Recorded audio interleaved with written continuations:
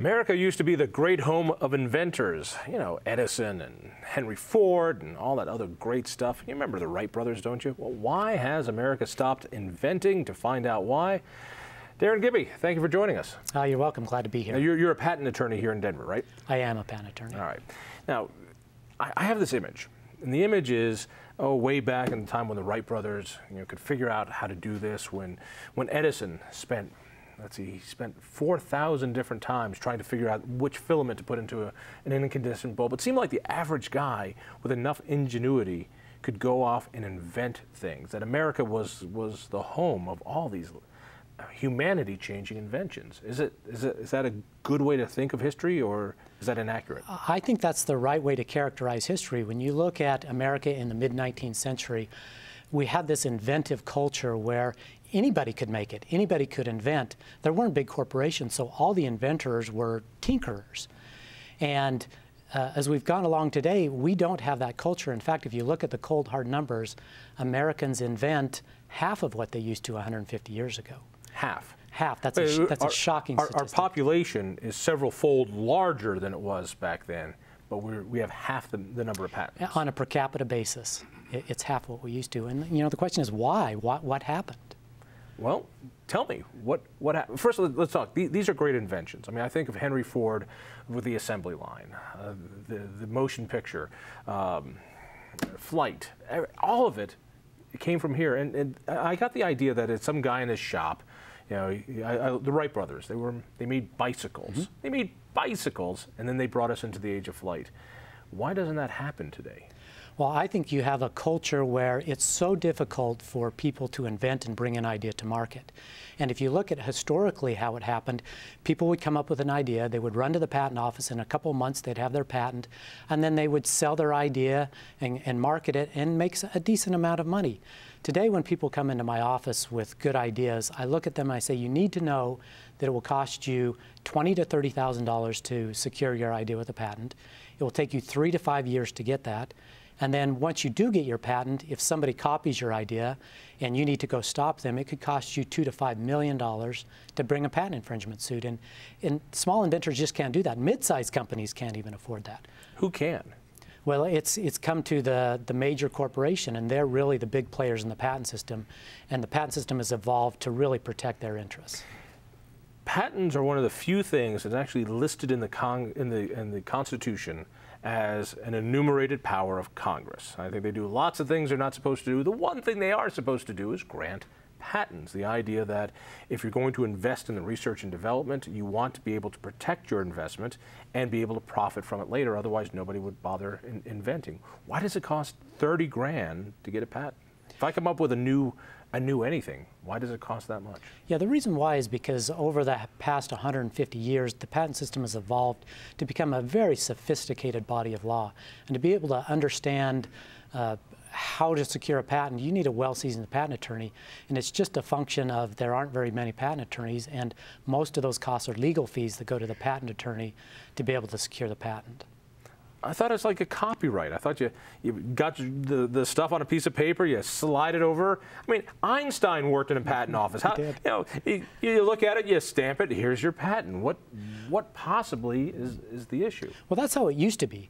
Used to, when the first Patent Act came into play and you have Thomas Jefferson, who was head of patents, you would just submit a small write-up, and then you'd have to submit a patent model, which just is a miniature working idea of the actual product, and they would look at it to make sure that nothing else was out there, and they would give you your patent. So you come up with the idea for the cotton gin.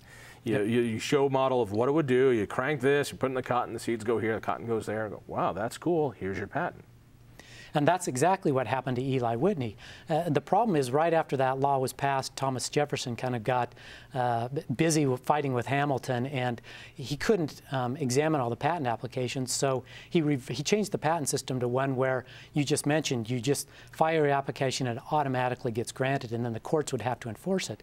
Well, when Eli Whitney got his patent, no Southern judge was going to enforce his patent, and he brought 60 lawsuits. Why not?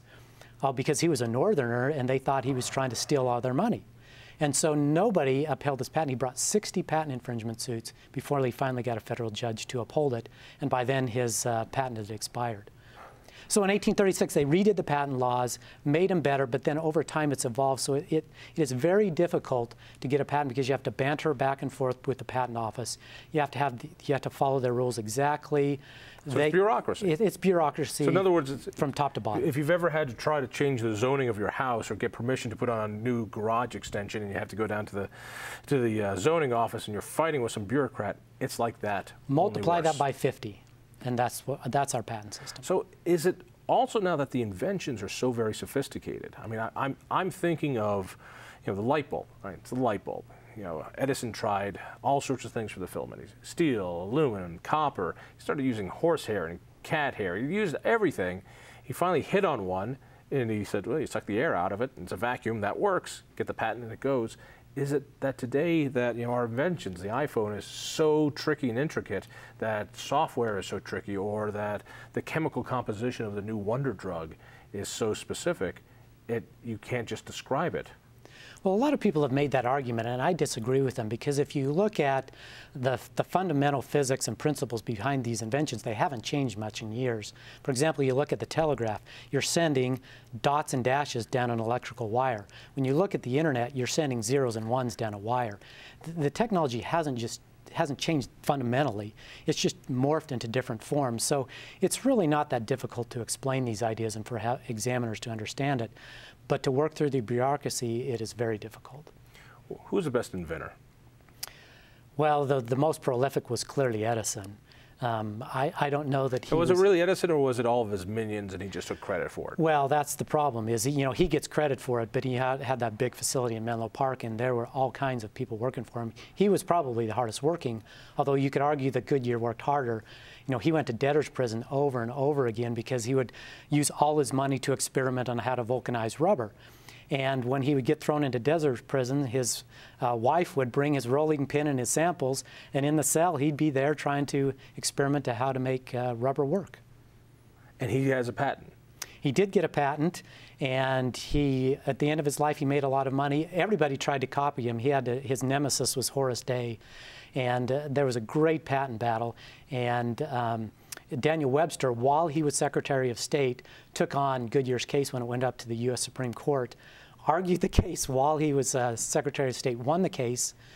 He was paid $15,000 to win the case. Everybody thought that was outrageous that he got paid that amount.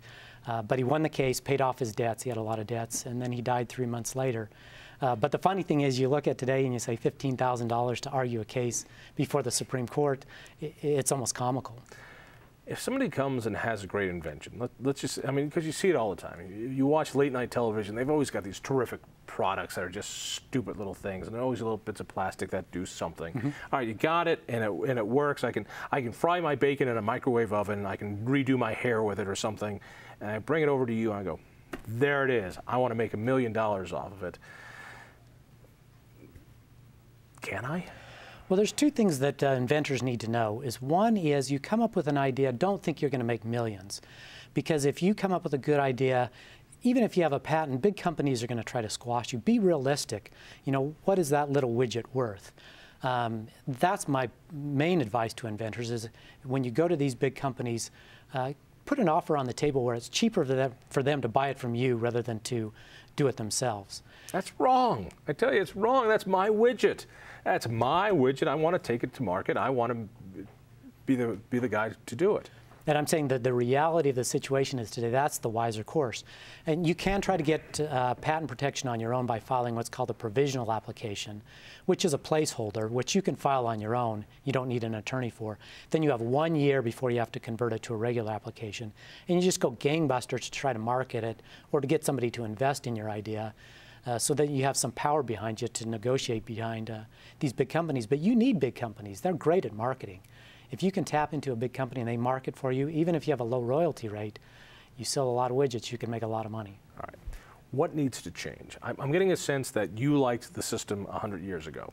What's different between then and now, and what do we need to change so that people can hang out in their garages and come up with great inventions? I think of Steve Jobs. The guy did it in his garage. Mm-hmm. I think of some of the great entrepreneurs here, including Tim Gill with Quark Express. He did it in his garage. That spirit is still alive. It absolutely still is alive, and I would love to see us revert back to what we had 100 years ago. Probably won't happen, but we need to simplify the substantive patent law to make it easier to get patents.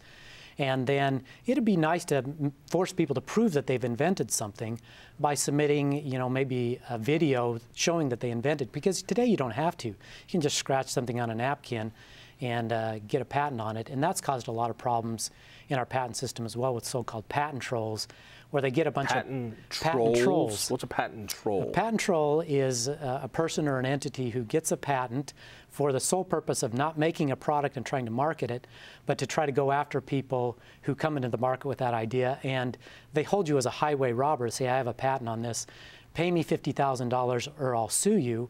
And you know that it costs $2 million to defend yourself, so you pay them the $50,000 to make them go away.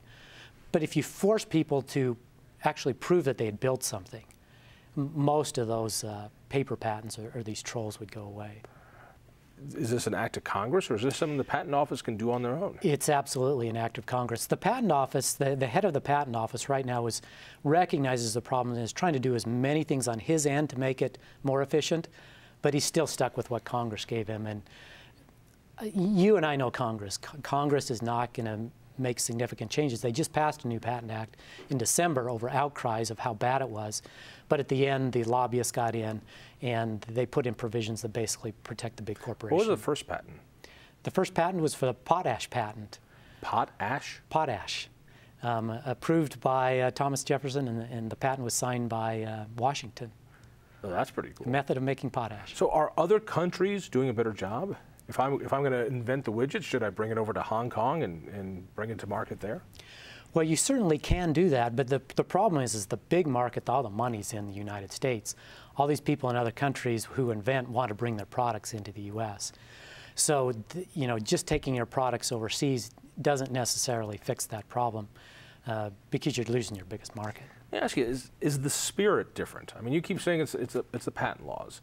But is it that we no longer hunger for that? We don't have a world of tinkerers the way that we used to. We don't have guys hanging out in their garage like Steve Jobs and Wozniak and coming up with these things. Oh, no, I think we have the tinkerers, absolutely. You just look at the apps, you know, how many hundreds of thousands of apps have people developed. Because that's a culture right now where you can get into that market pretty easily and not have to worry about it. Although as these apps become more profitable, you're starting to see patents come out and the patent war start. But if you had that same kind of culture and the same kind of ability for somebody in the garage to come up with a new phone or whatever, a cure for cancer, and be able to bring that to market easily, you would see a lot more invention. What have you invented? I've invented this book. Nicely done. Why has America stopped inventing? Darrin, thank you so much. Go to Amazon.com, check it out. Listen on 630 KHOW Sunday evenings for me. Tell a friend about the Independence Institute, and we'll see you next week.